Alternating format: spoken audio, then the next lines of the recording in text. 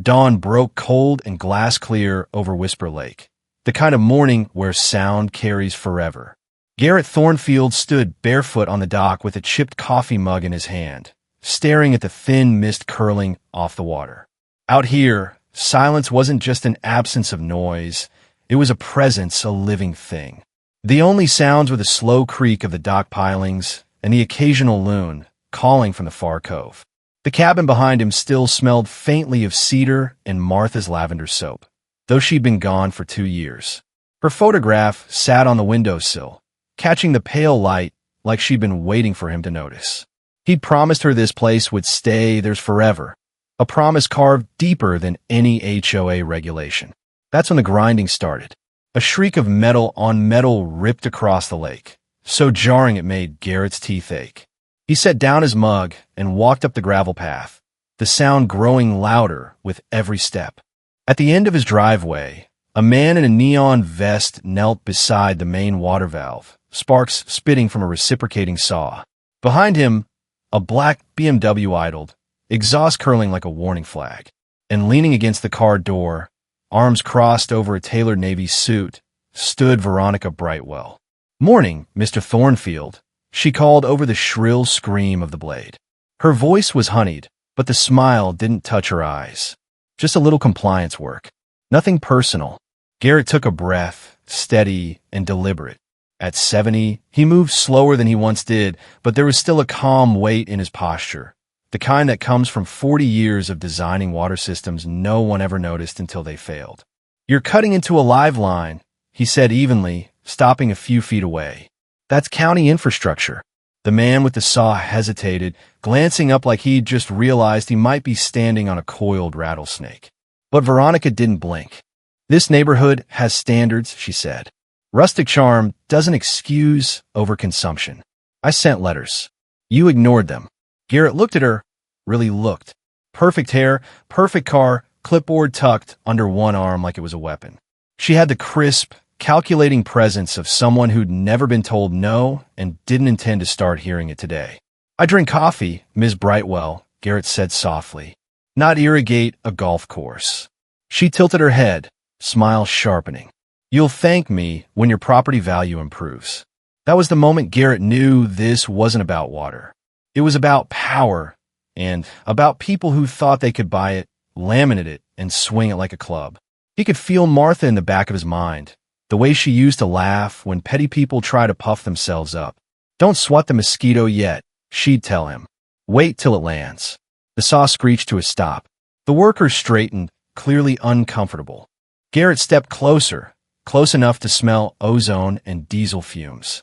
"Turn off that engine," Garrett said to the man without raising his voice, "before you hit something you don't understand."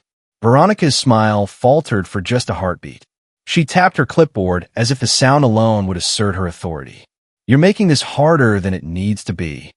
Garrett gave her the faintest of smiles, the kind you give when you know something the other person doesn't. He looked past her, the line of manicured McMansions rising above the tree line, each one drinking water through pipes that crossed a piece of land no HOA covenant could touch. "You have no idea how hard this is about to get," he murmured. Then he turned, walked back to the cabin, and let her think she'd won. Because that was the engineer's way.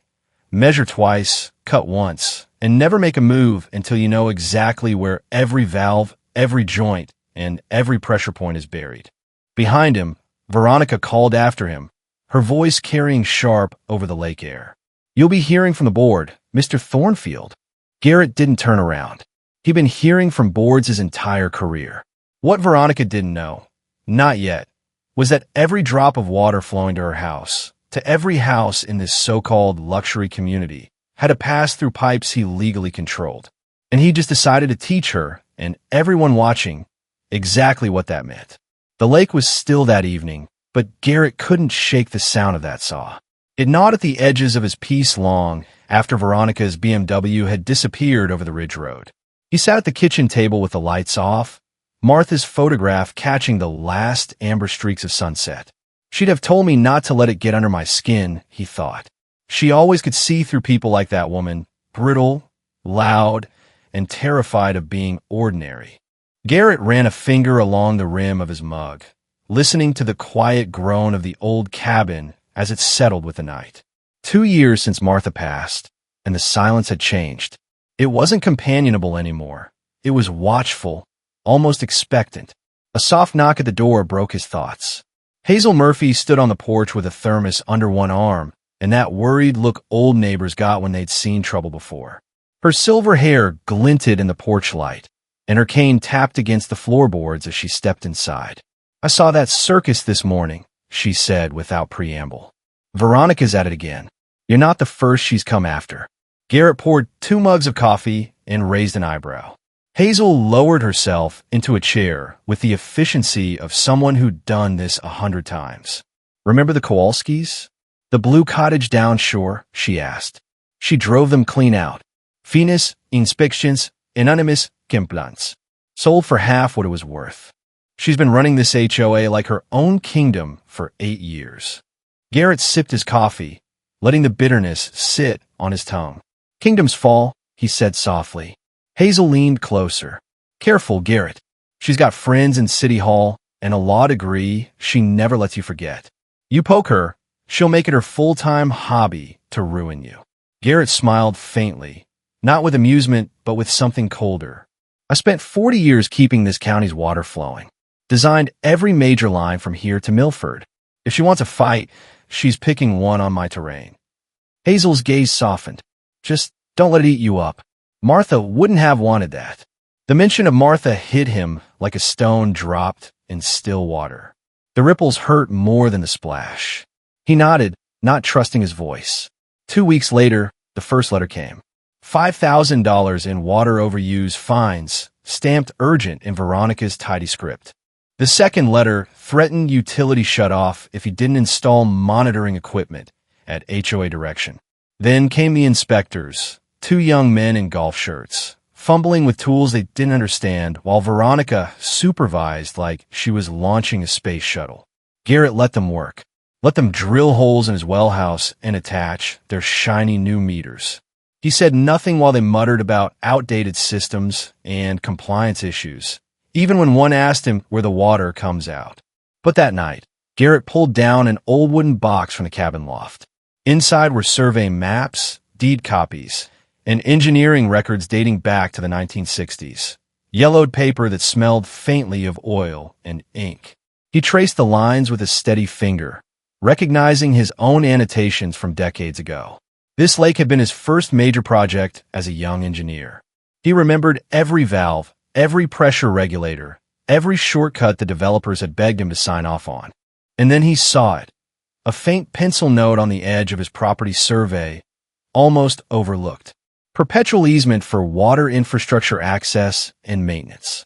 Words that to anyone else might have seemed like meaningless legal dust, but to Garrett lit up like neon in the dark. He sat back, Martha's photograph watching him from the mantel. "You always did love a good twist," he murmured. The next morning, Garrett drove to the county courthouse. The clerk raised an eyebrow when he asked for original infrastructure filings, but after an hour of digging, she handed him a brittle document stamped 1963. It confirmed what he suspected. Every drop of water serving Veronica's manicured neighborhood flowed through a main line crossing his property, a line he held legal authority to maintain, inspect, or shut off. By the time he stepped back into the sunlight, Garrett's heart wasn't heavy anymore. It was steady. Veronica Brightwell thought she was tightening the noose.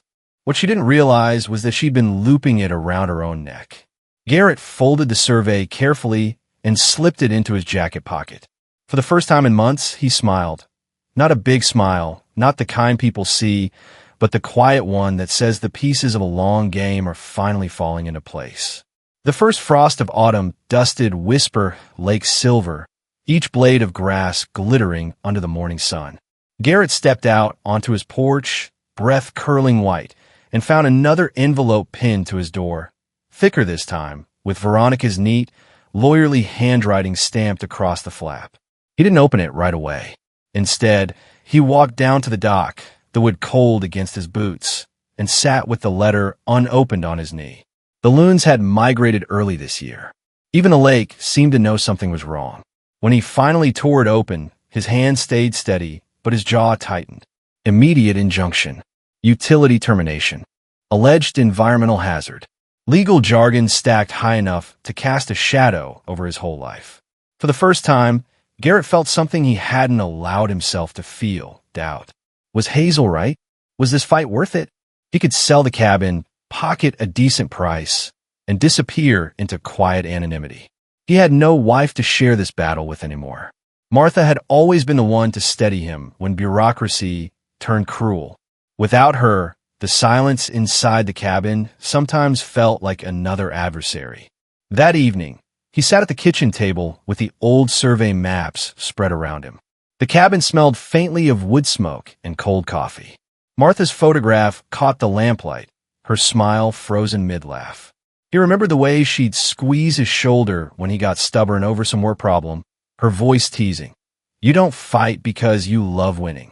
You fight because you hate losing to bullies. The sound of gravel outside broke the moment. A truck door slammed. Garrett peered through the curtain and saw two men in dark jackets unloading tools under Veronica's watchful eye. They weren't inspectors this time. They were carrying bolt cutters. Garrett opened the door before they could reach the well house. Evening, gentlemen, he said, voice level as steel. Veronica's heels crunched on the gravel. This is your last warning, Mr. Thornfield. Comply voluntarily, or the HOA will take enforcement action. Garrett looked at the men, younger, nervous, clearly just hired help, then back at Veronica. Cut that line, he said quietly, and you'll regret it before you reach your car. One of the workers hesitated. Ma'am, you sure about this? Do it, Veronica snapped. But before they moved, headlights swept across the driveway. Hazel's old Buick rolled up, engine coughing. She stepped out with her cane and that unshakable presence of someone who'd weathered hurricanes and human storms alike. Evening, Veronica, Hazel said, voice like gravel wrapped in honey. Sheriff's office is real interested in what happens on this property tonight. I just gave them a call. Veronica froze, just long enough to save Garrett's waterline. With a huff, she waved her crew off, heels clicking as she retreated to her BMW. This isn't over, she called. When the taillights disappeared, Hazel looked at Garrett. She's not backing down, and she's spreading stories about you. Says you're losing your mind, says Martha would be ashamed. Garrett went still. For a moment, the only sound was the whisper of wind through the pines. Insult them all you want. He'd weathered worse. But dragging Martha into it? That crossed the line from petty to unforgivable. Something shifted in Garrett then, something quiet but unmistakable. Doubt burned away, leaving only resolve. He folded the letter carefully, slid it into his jacket, and said, time to stop playing defense. The next morning, he made 3 calls.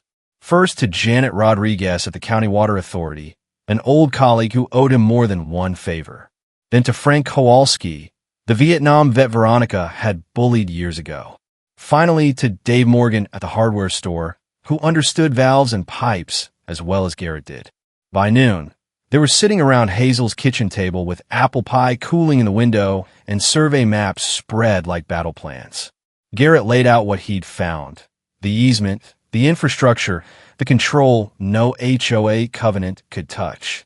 This isn't just about me, Garrett said. She's been running people out of this neighborhood for years. Someone showed her how real authority works. Frank cracked his knuckles. You want backup? You got it. Janet leaned forward, eyes bright. Do it by the book. If you're shutting anything down, we'll make it legal. Maintenance inspection, safety protocols, full county documentation.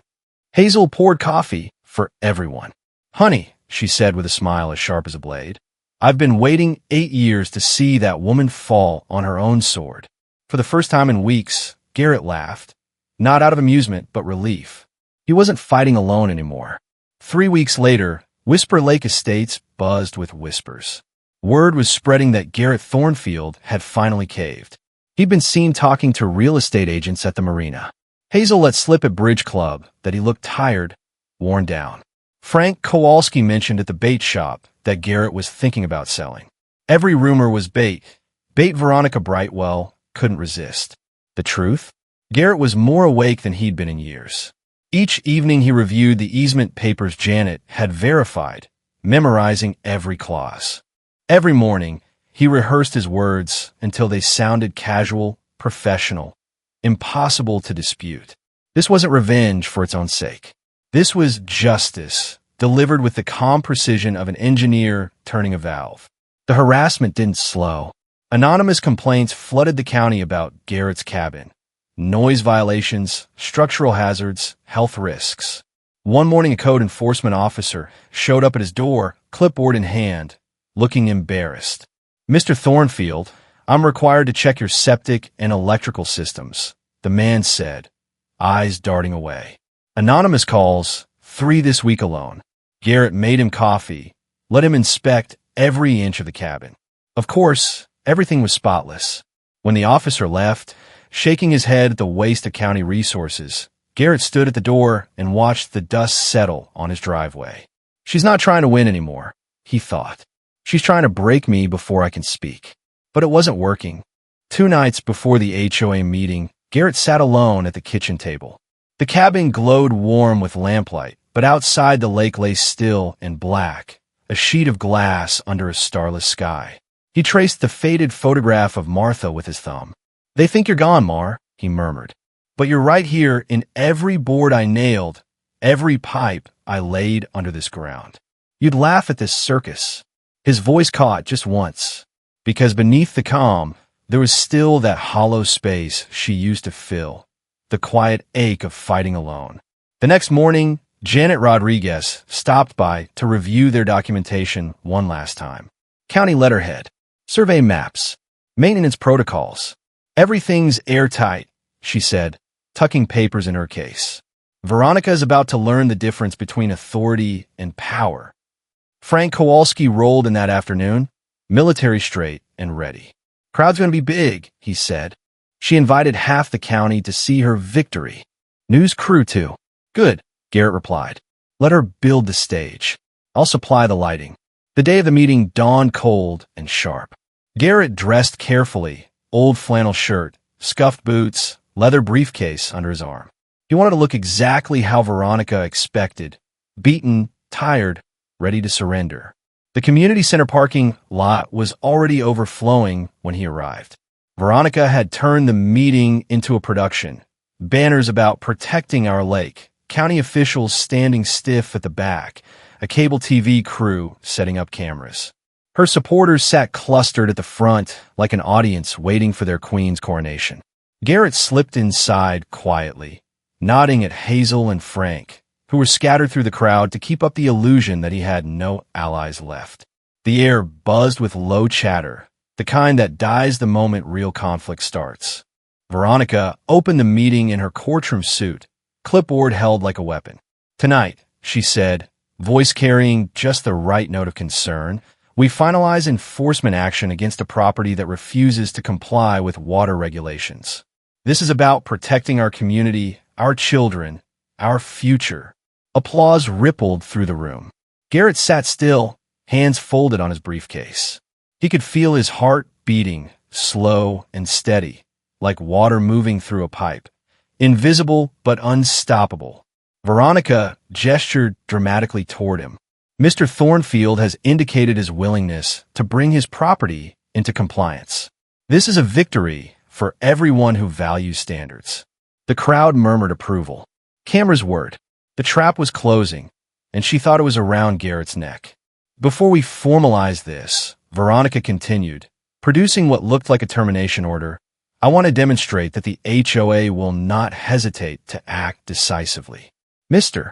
Landry," she motioned to a man by the door holding a heavy wrench, "please prepare to disconnect service."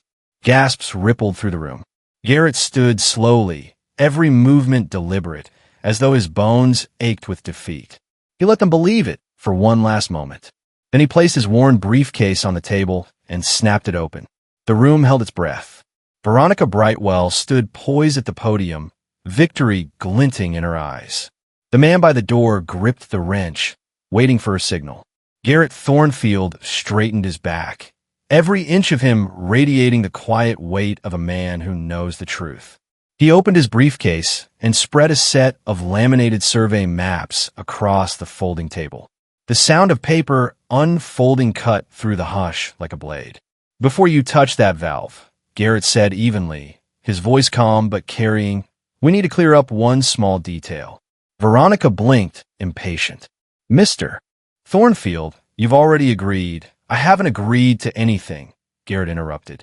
He wasn't shouting, but his voice had that engineer's precision, the tone of someone used to being obeyed in crisis.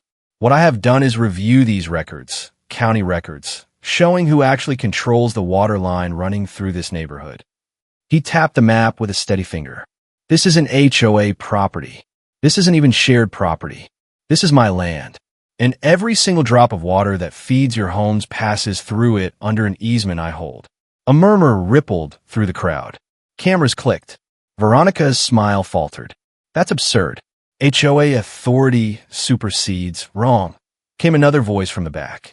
Janet Rodriguez stepped forward, her county water authority badge visible on her jacket. "Mr. Thornfield is correct. These easement rights predate Whisper Lake Estates. By state law, they override any covenant written after 1963. A stunned silence. Even the wrenchman lowered his tool. Garrett reached into his briefcase again and laid down an old photograph. A young man in work boots and a hard hat standing next to a trench full of new pipe. "I designed this system 35 years ago," Garrett said. "Every valve, every shutoff, every regulator. I know where the pressure points are because I built them with my own hands." He looked up directly at Veronica, and for the first time his voice carried an edge of steel. "You spent months threatening to cut off my water. But as of Monday morning, I'll be conducting a full safety inspection of your water supply, all 47 homes. County protocol requires a 72-hour service interruption to do it properly." Gasps. People turned to each other, whispering, realization spreading like a fuse catching fire. "This man is delusional." Veronica snapped, her composure cracking. "He's grieving, unstable. His wife's death has clearly affected his judgment." The room froze. Even her own allies looked away. Garrett's jaw tightened, but his voice stayed calm. "Don't you ever use Martha's name to win an argument." From the corner, Frank Kowalski stood. "She pulled the same stunt on me 3 years ago. Fake violations. Threats. Try to force my family out so her developer buddies could flip our place." Hazel's cane tapped against the floor. "She's been running people off this lake for years. Fines, harassment, lies. We all know it." One by one, voices joined in. Stories of intimidation, bogus citations, personal insults. The air grew hot with anger, the community's patience boiling over. Garrett let it crest, then raised a hand. The room fell silent again. He pulled out one last document, an official letter on county letterhead. "This confirms the easement authority," he said, sliding it toward Veronica so everyone could see. "I have the legal right to shut this entire system down if I choose. But I won't, because unlike you, I believe power is for protecting people, not punishing them." He folded the map carefully, as if to signal the meeting was over. "The harassment stops tonight. The fines vanish. And if you ever threaten my home, my neighbors, or my wife's memory again," he tapped a spot on the map, a master valve drawn in faded ink, "you'll find out how fast your $1 million lawns turn brown." A beat of silence. Then applause erupted, raw and unstoppable. Even some of Veronica's usual supporters clapped, because the truth was undeniable and the bully had finally been unmasked. Veronica's face drained white. Her lips moved like she was trying to summon one last defense, but no words came. Cameras flashed. Janet Rodriguez closed her folder with finality. Sheriff Mike Davidson, who had been standing quietly at the door, stepped forward. "Ms. Brightwell," he said, "we need to talk about those false complaints you've been filing." Garrett gathered his papers, calm as ever. He glanced once at Martha's photograph tucked inside his briefcase. For the first time in months, the weight in his chest felt lighter. The battle wasn't just his anymore. The whole neighborhood had finally seen who the real enemy was. And for Veronica Brightwell, the water wasn't the only thing about to get shut off. Within 48 hours of the HOA meeting, Veronica Brightwell resigned for personal reasons. The law firm that had threatened Garrett so loudly disappeared just as quickly, and the county dropped its inquiries after Jana's documentation made everything plain. Sheriff Davidson didn't press charges, but Veronica agreed to community service, a poetic sort of justice that had her clearing trash from the same shoreline she once called exclusive. But the real change wasn't what happened to her. It was what happened to everyone else. Neighbors who had spent years keeping their heads down started stopping by Garrett's cabin with handshakes, pies, or just quiet words of thanks. People who'd been fined into silence told their own stories at a special meeting Hazel called to reform the HOA. By spring, Frank Kowalski was president, elected in a landslide on a platform so simple it almost seemed naive. Neighbors help neighbors. And they meant it. The first test came during a winter power outage, when Garrett's generator kept the Hendersons warm until the county crews arrived. A few months later, half the neighborhood turned out to replace a young couple's cracked dock instead of writing them up for dilapidation. The bylaws changed to term limits, transparency, and a rule requiring 60% resident approval for any enforcement action. The clipboard had lost its crown. Garrett never used his authority to shut anyone's water off. He used it to fix things. With Dave Morgan's help, he upgraded the main line and pumps, reducing costs for every home on the lake. The system ran quieter and cleaner than it had in decades. But the most important project was the one closest to his heart. In the spring thaw, Garrett stood on his dock, holding a brass plaque engraved with a single name: Martha Thornfield Lake Conservation Scholarship. Using donations from neighbors and his own savings, he established a fund for local students to study environmental engineering, to build careers protecting the very resources people like Veronica pretended to defend. On the day of the dedication, children played near the water, their laughter carrying over the lake. Hazel poured coffee from her thermos. Janet gave a small speech about stewardship and community. Garrett barely spoke at all, just ran his fingers along Martha's name, shining in the afternoon sun. Later, when the crowd was gone, he sat at the end of the dock in the fading light. The loons had returned, calling across the still water, and the first stars came out in the deepening blue. He remembered the night 2 years ago when he'd scattered Martha's ashes into this lake, the promise he'd made to keep this cabin, to keep it hers as much as his. Back then, the silence felt like loss. Tonight, it felt like presence, as if she were sitting beside him again, hand on his arm, whispering her favorite words. Kindness is a choice. So is cruelty. Choose wisely. The battle with Veronica had never really been about water or power or even the cabin itself. It was about refusing to let fear or arrogance poison something beautiful. It was about proving that you could stand your ground without becoming as bitter as the person trying to take it from you. Garrett closed his eyes and let the night settle around him. The soft slap of water against the pilings, the faint smell of pine, the distant hum of neighbors gathering on porches instead of hiding behind them. For the first time in years, Whisper Lake felt whole. Somewhere out there, Veronica was probably planning her next move in some other unlucky neighborhood. But she would never forget this one, and neither would Garrett, not because of the fight, but because of what came after. He rose slowly, joint stiff with age, but heart light with something like peace. Tomorrow would be another morning on the dock, another cup of coffee steaming in the cold air, another day in the home Martha loved. As he walked back toward the cabin, gravel crunching under his boots, Garrett glanced once more at the dark water, calm and sure. The lake reflected a sky full of stars, and maybe, just maybe, a promise kept.